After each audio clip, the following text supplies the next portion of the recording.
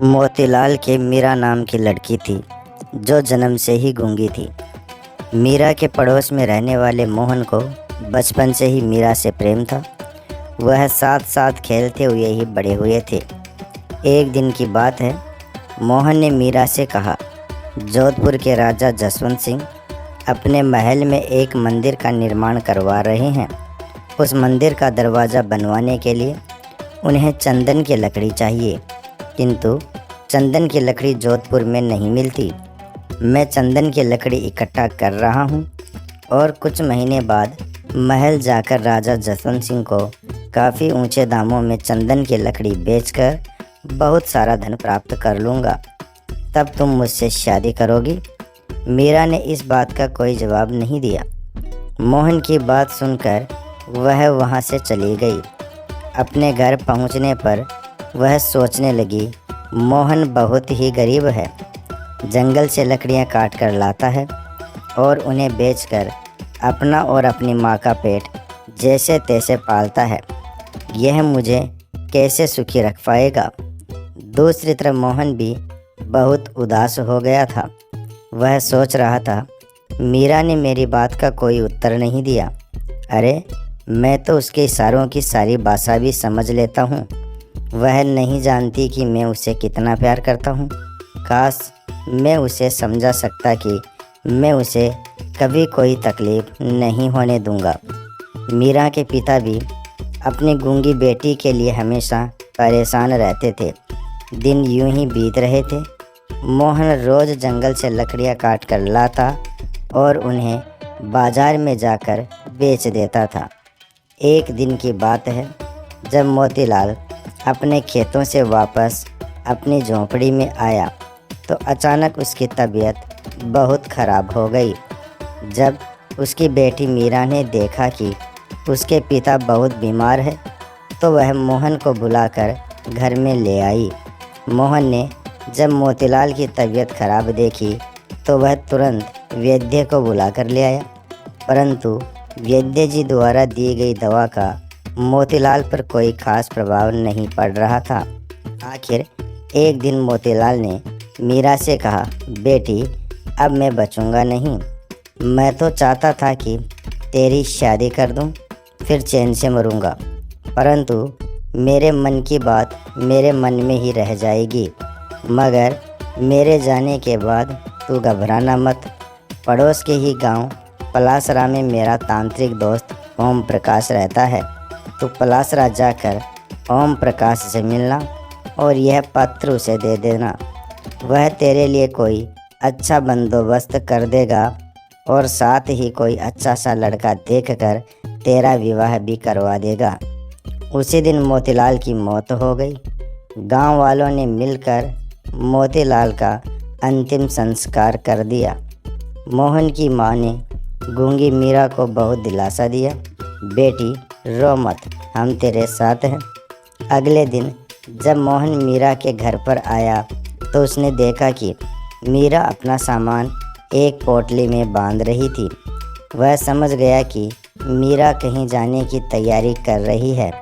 वह मीरा से बोला, अरे, तुम तो कहीं जा रही हो क्या?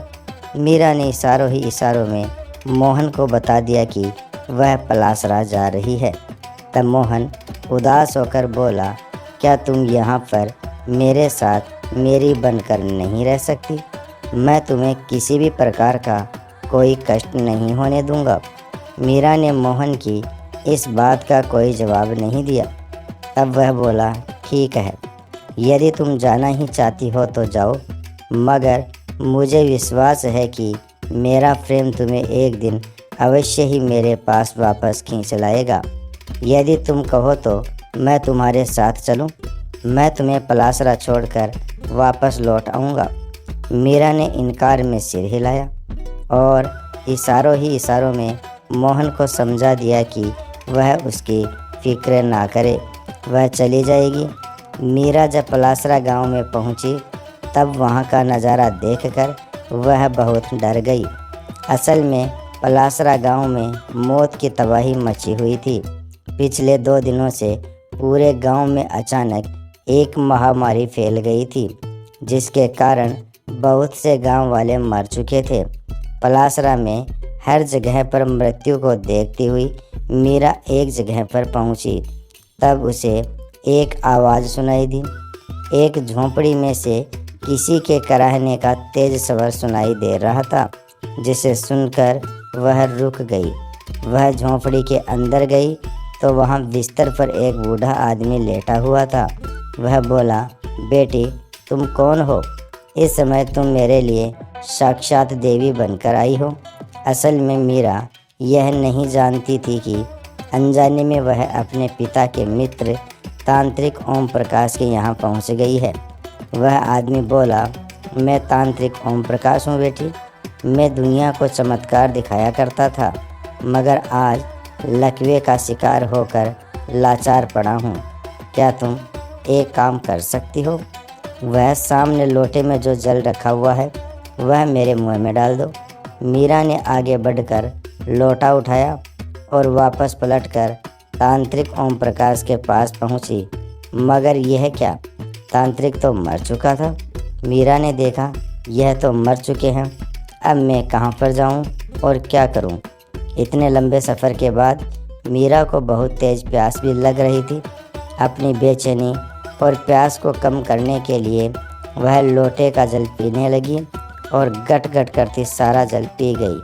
तभी झोंपड़ी में एक आदमी ने प्रवेश किया और बोला, कितनी सुंदर लड़की, सरदार जल्दी आओ, देखो तो यहाँ पर एक लड़की है। असल बात यह थी कि पलासरा गांव में अचानक महामारी फैलने की वजह से गांव के लोग अपनी जान बचाने के लिए जल्दी जल्दी में अपना सारा सामान छोड़कर गांव से भाग गए थे। इसलिए ऐसे समय में बिना किसी विरोध के अधिक से अधिक माल हासिल करने की उम्मीद में डाकुओं का गिरोह पलासरा आ पहुंचा था। अपने दल के एक डाकू की आवाज़ सुनकर उनका सरदार तांत्रिक की झोंपड़ी में आ पहुंचा। आदमी बोला, देखो सरदार, कितनी सुंदर लड़की है, हम इसे अपने साथ ले चलते हैं। तभी मीरा ज़ोर से चिल्लाई। अगले ही क्षण वह सोचने लगी, अरे मेरे मुंह से आवाज़ कैसे निकल आई? मैं तो बिल्कुल गूंगी थी। डाकुओं का सरदार बोला, सुंदरी चुपचाप हमारे साथ चलो, वरना तुम्हारी खैर नहीं। तभी मीरा बोली, नहीं, मेरे करीब मत आना। साथ ही साथ मीरा सोच रही थी कि मैं सचमुच बोलने लगी हूँ। लगता है उस लोटे का जल चमत्कारी था। लेकिन मीरा के बार बार चिल्लाने पर भी डाकुओं का सरदार नहीं माना और उसे पकड़कर ज़बरदस्ती अपने साथ ले जाने लगा।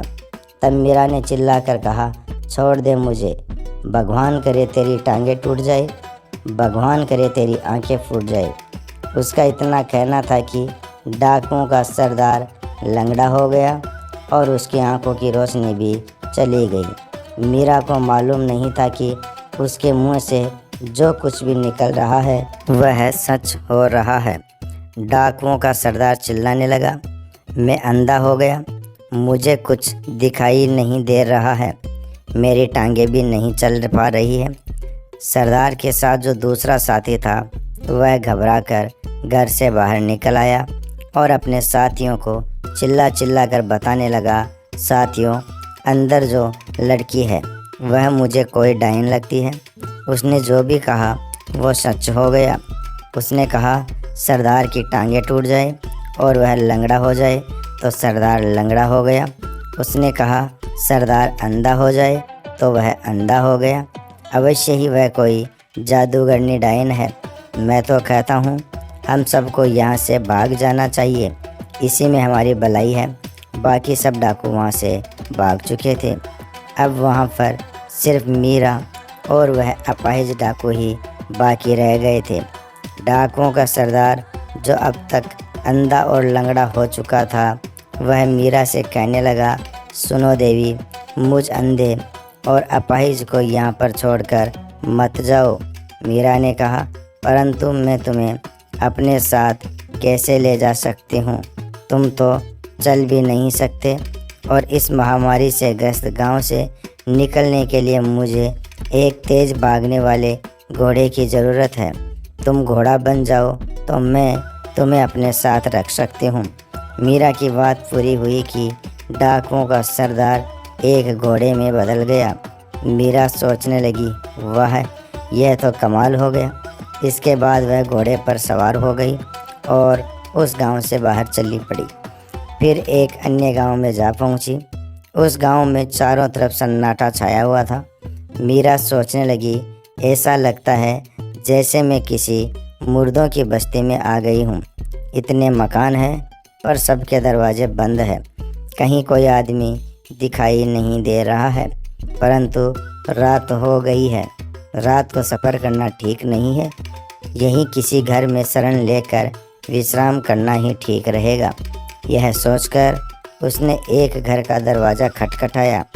किसी ने डरते डरते दरवाज़ा खोला और पूछा, कौन हो तुम? मीरा ने कहा, मैं एक परदेसी हूँ बाबा। रात भर के लिए मुझे यहाँ पर शरण चाहिए। ठीक है, जल्दी से अंदर आ जाओ। उस आदमी के घर में वह और उसकी पत्नी थी। मीरा ने उनसे पूछा, बाबा, अभी तो ज़्यादा रात नहीं हुई है, पर इस गांव में हर तरफ सन्नाटा छाया हुआ है। आखिर बात क्या है? कुछ मत पूछो बेटी। इस गांव में रोज़ रात को ना जाने कहां से एक उड़ता हुआ राक्षस आता है। स्त्री पुरुष बच्चे या जानवर जो भी प्राणी दिखाई दे उसे उठाकर ले जाता है। मेरे घर में अधिक जगह नहीं है, वरना मैं तुम्हारे घोड़े को भी अंदर कर लेता। अगर वह राक्षस हमारे घर की तरफ आया तो वह तुम्हारे घोड़े को अवश्य ही उठा ले जाएगा। मीरा ने कहा, अगर मेरे घोड़े ने उस राक्षस को मार दिया तो? आप देखना बाबा, आज ऐसा ही होगा। अरे क्या कहती हो बेटी? यहाँ के राजा जसवंत सिंह ने घोषणा कर रखी है कि जो भी उस राक्षस को मारेगा उसे 1 लाख अशर्फियाँ दी जाएगी। तुम्हारी बातें तो हौसला देने वाली है, मगर सुनकर हंसी भी आ रही है। भला जिस राक्षस को बड़े बड़े योद्धा न मार सके उसे तुम्हारा घोड़ा कैसे मार देगा? तुम खाना खाकर सो जाओ बेटी। हम भगवान से प्रार्थना करेंगे कि राक्षस तुम्हारे घोड़े को न ले जाए। और फिर मीरा निश्चिंत होकर रात को सो गई। सुबह के समय उसे कुछ शोर सुनाई दिया। जब मीरा की आंख खुली तो घर के मालिक ने कहा, कमाल हो गया बेटी, तुम्हारे घोड़े ने सचमुच उस राक्षस को मार दिया है। बाहर चलकर देखो, राक्षस मरा पड़ा है। मीरा उठकर बाहर आई तो बाहर बहुत भीड़ थी और वह विशालकाय राक्षस वहाँ पर मरा पड़ा था। मीरा का घोड़ा उसके सीने पर खड़ा था। राक्षस के मारे जाने की खबर राजा जसवंत सिंह के पास पहुँची और वह कहने लगे, क्या कहते हो? एक लड़की के घोड़े ने उस राक्षस को मार दिया? हमें यकीन नहीं आता। राजा जसवंत सिंह ने तुरंत अपने सेनापति को बुलाया और कहा, सेनापति, हम चाहते हैं कि उस लड़की को पूरे आदर और सम्मान के साथ हमारे सामने पेश किया जाए। तब सेनापति वहां पर पहुंचा जहां मीरा रुकी हुई थी। उसने मीरा से कहा, हमारे महाराज ने आपका सम्मान करने के लिए आपको बुलाया है, कृपया आप मेरे साथ चलिए। मीरा सेनापति के साथ चल दी, किंतु उसे मालूम न था कि सेनापति के मन में क्या चल रहा था। वह मन ही मन सोच रहा था, लड़की अच्छी है, अगर मैं इससे शादी कर लूं तो 1 लाख अशर्फियाँ भी मुझे ही मिल जाएगी। हिम्मत करके सेनापति ने अपने दिल की बात मीरा से कह दी, सुनो, मैं इस देश का सेनापति हूँ, तुम मुझसे शादी करोगी? सेनापति की बात सुनकर मीरा जोर से हंसने लगी और बोली, क्या बात करते हो चाचा, तुम तो बूढ़े हो रहे हो और मुझसे शादी करने के सपने देख रहे हो। मीरा का इतना कहना था कि तभी सेनापति अचानक बूढ़ा हो गया। वह सोचने लगा, यह मुझे क्या हो गया, मैं तो बिल्कुल बूढ़ा हो गया हूँ। इस लड़की ने जो कुछ कहा वह सच हो गया। ज़रूर ही यह कोई मायावी स्त्री है। और वह मीरा को लेकर अपने साथ राज दरबार में पहुँचा। राजा ने सेनापति को देखते ही कहा, अरे तुम कौन हो? तुम्हारी शक्ल तो हमारे सेनापति से मिलती है। मैं सेनापति ही हूँ महाराज, मगर मेरी यह दुर्दशा कैसे हो गई, इसके बारे में मैं आपको अकेले में बताना चाहूँगा। राजा जसवंत सिंह सेनापति को अपने गुप्त कक्ष में ले गए। वहाँ सेनापति ने अपनी हालत का कारण मीरा को बताया, किंतु कुछ इस तरह से, महाराज, वह लड़की मीरा मुझसे कहने लगी, मैं तुम जैसे किसी सेनापति से ही शादी करना चाहती थी, किंतु तुम बूढ़े हो। उसका इतना कहना था कि मैं बूढ़ा हो गया।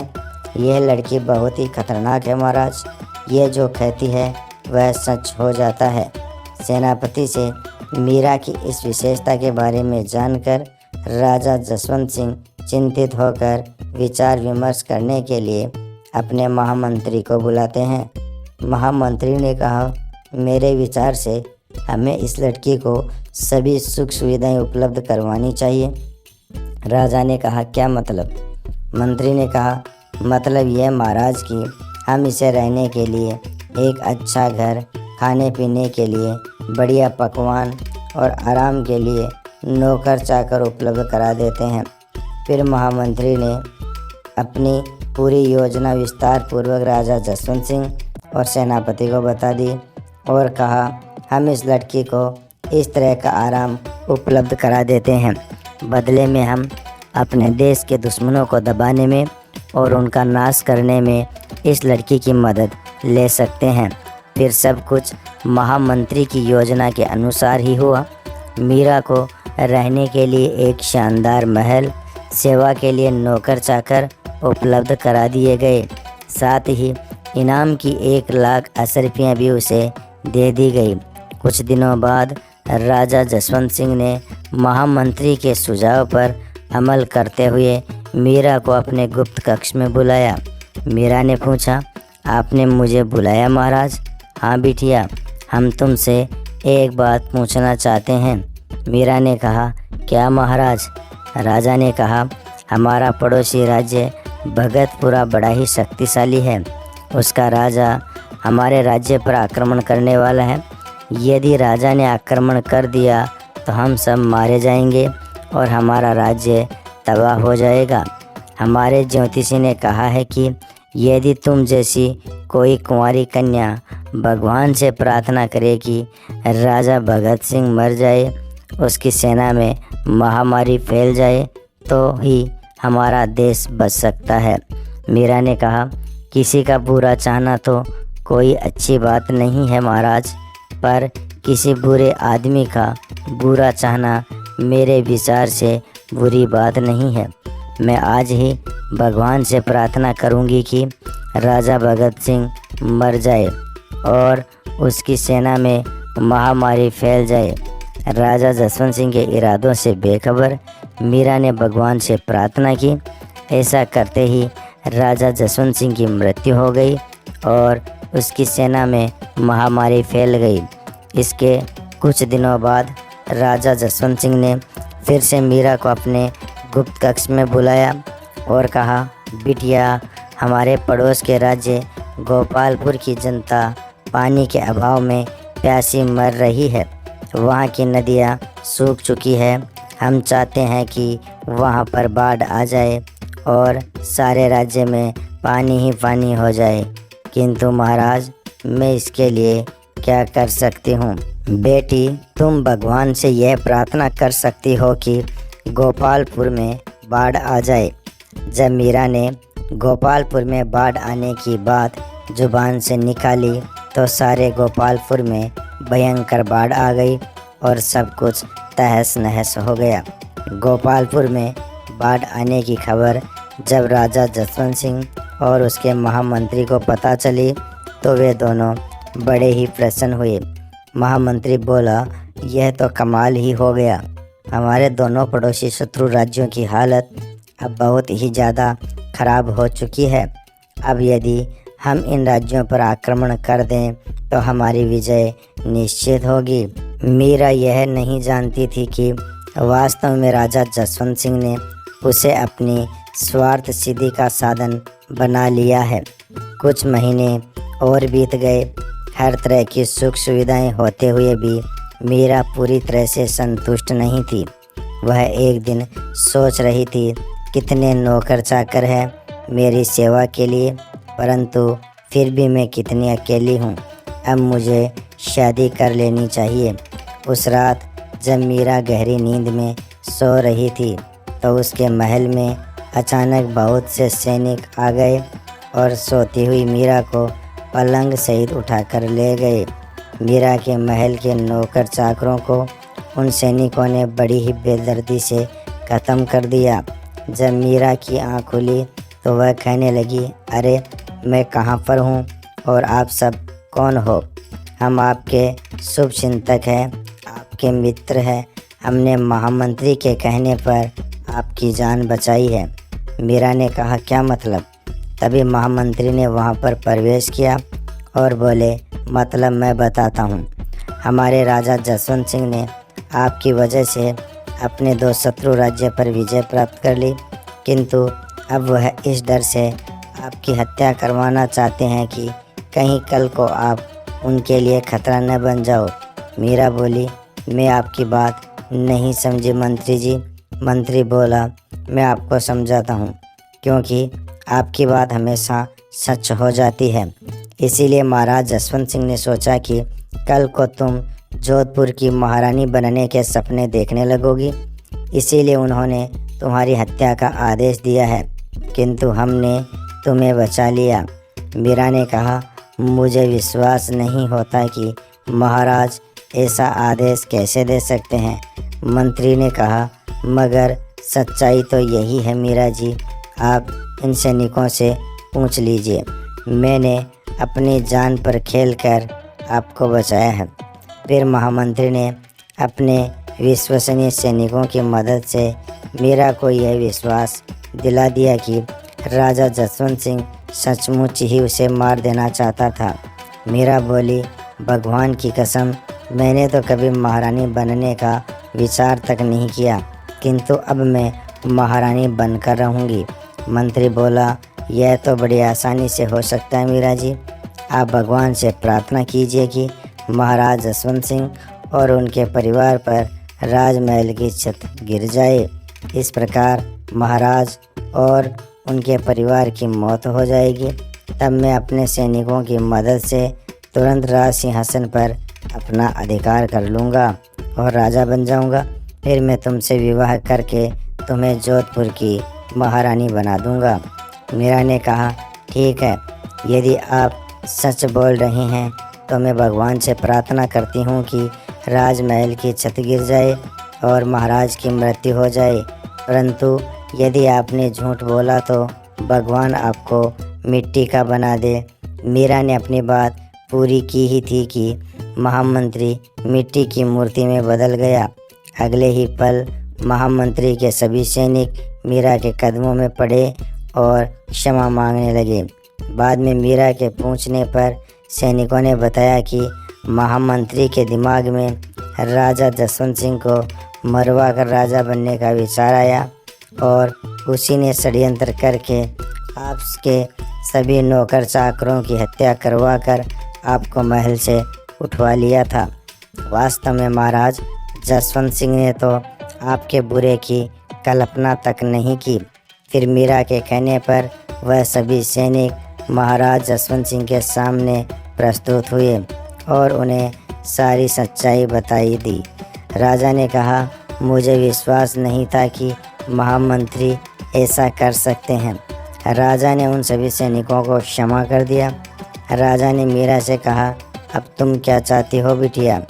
महामंत्री की बातों से मीरा के दिल में एक ख्वाहिश बनी थी और वह थी महारानी बनने की।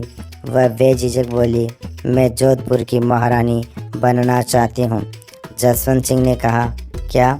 मीरा ने कहा, जी हाँ महाराज, मुझे विश्वास है कि आप मेरी यह इच्छा ज़रूर पूरी करेंगे। मगर बिटिया, हमारी और तुम्हारी उम्र में बड़ा अंतर है। माफ़ करें महाराज, आप तो मेरे पिता के समान हैं।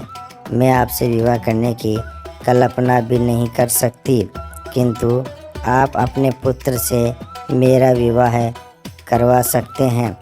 राजा जसवंत सिंह को अचानक हंसी आई और फिर उनके चेहरे पर गहरी रेखाएं उभर आई। बिटिया, भगवान ने मुझे एक के बाद एक 4 बेटे दिए थे, लेकिन मेरा सबसे बड़ा बेटा आज से 15 वर्ष पूर्व, जब वह 10 साल का था, एक सरोवर में डूबकर मर गया था।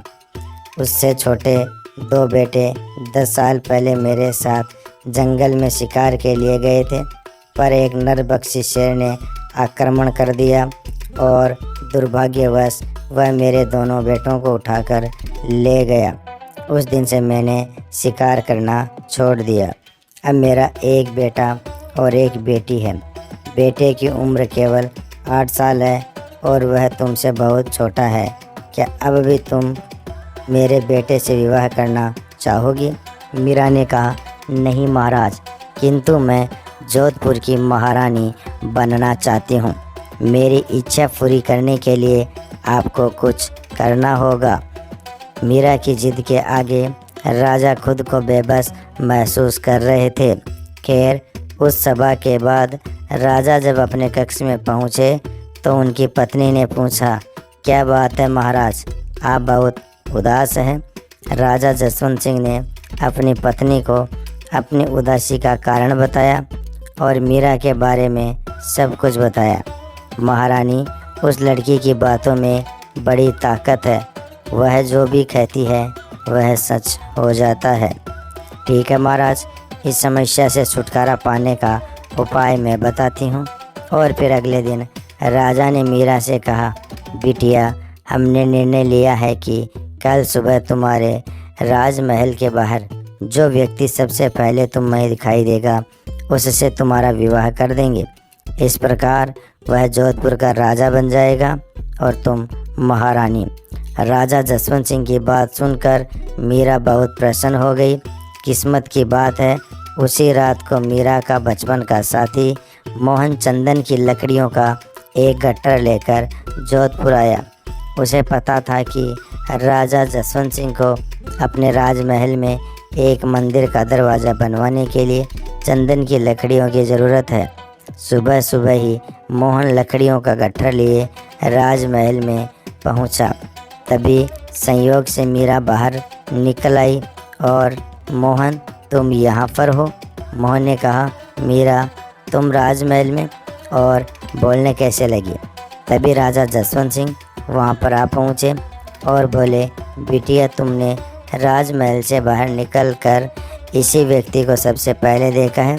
हम तुम्हारा विवाह इससे करवा देंगे। और फिर उसी दिन बड़ी धूमधाम से मोहन और मीरा का विवाह संपन्न हो गया। मीरा का कन्यादान स्वयं राजा जसवंत सिंह और उसकी पत्नी ने किया। विवाह पूरा होने के बाद राजा ने कहा, बिटिया, कल तुम्हारे पति को अपना राजपाट सौंपकर यह राज्य छोड़ देंगे, इसलिए आज हम और महारानी तुम दोनों के साथ भोजन करना चाहते हैं। और फिर मीरा और मोहन ने राजा जसवंत सिंह और उनकी पत्नी के साथ स्वादिष्ट पकवानों का भोजन किया। भोजन बड़ा स्वादिष्ट था, किंतु खाने के बाद अचानक मीरा को चक्कर आने लगे और वह बोली, मुझे यह क्या हो रहा है? यही हाल मोहन का भी था। वह बोला, मीरा, हमें ज़रूर जहर दे दिया गया है, हम मरने वाले हैं। इससे अच्छा तो यह होता कि तुम गांव में गूंगी मीरा के रूप में मुझे अपना पति मान लेती। वास्तव में राजा जसवंत सिंह ने उनके भोजन में जहर मिला दिया था। तब मीरा बोली, मैं मरना नहीं चाहती मोहन, जब तुम पति के रूप में मुझे मिल गए हो तो मैं तुम्हारे साथ जीवन बिताना चाहती हूँ। आज मैं मरना नहीं चाहती, इससे अच्छा तो मैं तुम्हारे साथ गांव में गूंगी ही भली थी। जहर के असर से मीरा और मोहन तुरंत बेहोश हो गए, किंतु वे मरे नहीं। जब उन्हें होश आया तब वे गांव में थे। मोहन ने कहा, अरे, हम कहाँ आ गए? अपने ही घर में खुद को देखकर वह खुश होकर बोला, मीरा, तुम भी खुश हो ना? मीरा ने हाँ में अपना सिर हिलाया। बहुत चाहने पर भी वह कुछ नहीं बोल सकी। वह फिर से गूंगी हो गई। तांत्रिक ओम प्रकाश के यहाँ से उसने जो चमत्कारी जल पीकर अद्भुत वाणी प्राप्त की थी वह उसकी अपनी इच्छा से नष्ट हो गई थी। जहर के असर के कारण बेहोश होने से पहले उसने यही इच्छा जाहिर की थी। तब मोहन ने कहा, मुझे लगता है मैंने कोई सपना देखा था और सपने में मैंने यह भी देखा कि तुम बोलने लगी हो, मगर कोई बात नहीं, मुझे तो तुमसे प्यार है। मैं तुम्हारे इशारों की सारी भाषा समझ लेता हूँ, तुम्हें मैं कोई तकलीफ़ नहीं होने दूँगा। फिर से गूंगी होकर भी मीरा बहुत खुश थी, क्योंकि मोहन के रूप में उसे एक बहुत प्यार करने वाला पति मिला था और मोहन की माँ तो उसे अपनी बेटी की तरह चाहती थी। दोस्तों, वीडियो पसंद आया हो तो लाइक और शेयर ज़रूर कर देना।